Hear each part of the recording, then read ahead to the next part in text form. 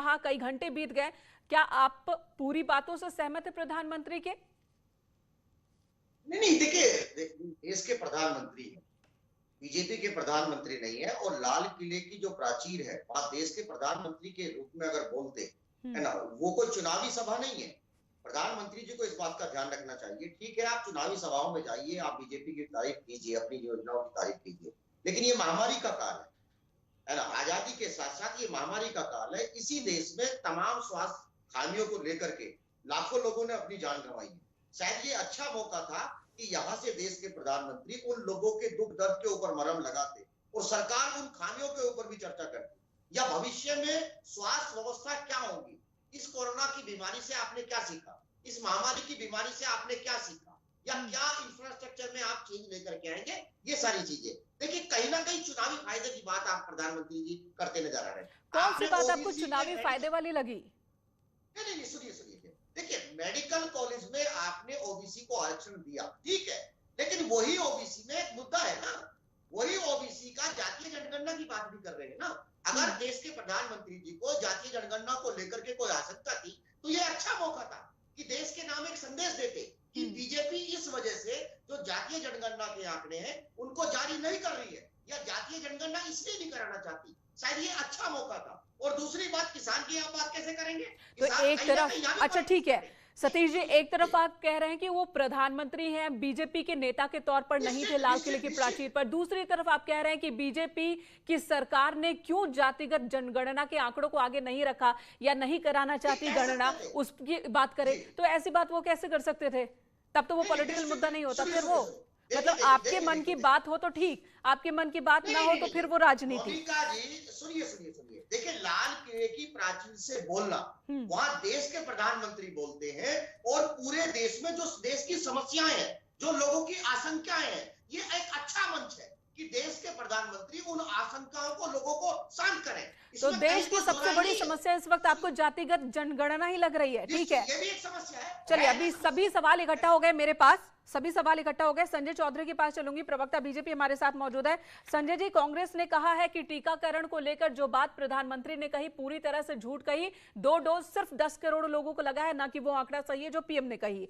और दूसरी तरफ समाजवादी पार्टी की बात आपने सुनी, किसानों के मुद्दे की बात हो, टीकाकरण की बात हो, किसी भी बात से वो खुश नहीं है। बीएसपी समर्थक की भी बात आपने सुन ली, आप अपना जवाब दीजिए। देखिए, कांग्रेस के मेरे वो मित्र इस बात को कह रहे हैं जिन्होंने इस देश में विदेशी पोलियो की ड्रॉप पिलाने में 25 साल लगाए थे। 25 साल में वो पोलियो की ड्रॉप पिला पाए थे केवल बच्चों को। वो हमें उपदेश दे रहे हैं कि हमने इतने कम समय में देश में वैक्सीन बनाकर इतनी जल्दी क्यों नहीं कर पाई, चुटकी बजाते में क्यों नहीं कर पाई। जबकि इनके जो आलंबरदार हैं वो तो वैक्सीनेशन को इसका हल मानते ही नहीं। समाजवादी पार्टी के मेरे मित्र कह रहे थे किसानों की बात नहीं हो रही, वो शायद उत्तर प्रदेश में रहते हैं, ऐसा मुझे लगता है। उत्तर प्रदेश में किसानों का उत्पादन रिकॉर्ड हुआ है, उत्तर प्रदेश में रिकॉर्ड खरीद हुई है, उत्तर प्रदेश में रिकॉर्ड भुगतान हुआ है। अगर किसी चीज में कोई व्यक्ति के नाराज है, उसको सुविधाएं नहीं मिल रही हैं, तो चीजों में बढ़ोतरी होगी या उसमें वो चीजें का रेट नीचे जाएगा। तो आप क्या कह रहे हैं, उत्तर प्रदेश के किसान खुश हैं? आप ये कह रहे हैं बढ़ रही है उसका, क्या आप ये कह रहे हैं कि उत्तर प्रदेश के किसान खुश हैं? अगर खुश हैं तो फिर राकेश टिकैत कह रहे हैं लखनऊ आएंगे, तो फिर दिक्कत क्या है? नहीं, राकेश टिकैत के साथ अगर लोग बचे होते, उनके साथ तो ज्यादातर पंजाब के लोग हैं, उनका स्वागत है। वो यहाँ पर आए थे, उनसे कहा था कि बिल्कुल आइए। अब उन्होंने समस्या बदल दी है, अब वो कहते हैं कि गेहूं का रेट बढ़ा दिया जाए, उसका गन्ने के रेट की बढ़ाने की बात करते हैं। आप जरा रिकॉर्ड को देखिए, समाजवादी पार्टी और बसपा की इन दोनों की सरकारों ने मिलकर जितना गन्ने के मूल्य का भुगतान किया था, उससे ज्यादा भारतीय जनता पार्टी ने 4.5 साल में गन्ने के मूल्य का भुगतान किया है। मेरे बसपा के मित्र एक सवाल कर रहे थे, वो बसपा में नहीं है ऐसा वो कहते हैं, उसकी विचारधारा के नजदीक है कि हेल्थ पर कुछ करना चाहिए, हेल्थ पर कुछ कहना चाहिए। शायद उन्होंने प्रधानमंत्री जी का भाषण, उन्होंने जातिगत जनगणना की बात कही, डिजिटल हेल्थ केयर सिस्टम की बात की। जातिगत जनगणना की बात मैं सारी चीजों का जवाब दे रहा हूँ। जातिगत जनगणना की वो बात कर रहे हैं। मैं एक छोटा सा सवाल करता हूँ, जातिगत जनगणना ये सोल्यूशन है या एक प्रोसेस है सोल्यूशन के लिए? हम उस सोल्यूशन के लिए काम कर रहे हैं और हमने काम करके दिखाया है। ये जिनके साथ समझौता करते हैं वो पिछड़ा वर्ग आयोग को स्टैंडिंग कमेटी में ले जाने की बात करते हैं। जब उस कमेटी में जाता है तो वहां उसका विरोध करते हैं और राज्यसभा में भी इनके साथियों ने विरोध किया था। वो इनको नजर नहीं आ रहा। लेकिन हम सारे फ्रंट पर, चाहे वो अनुसूचित जाति आयोग बनाने की बात हो, ठीक है, आपने एक कर लगभग सभी का जवाब दिया। ठीक है, ओबीसीज को।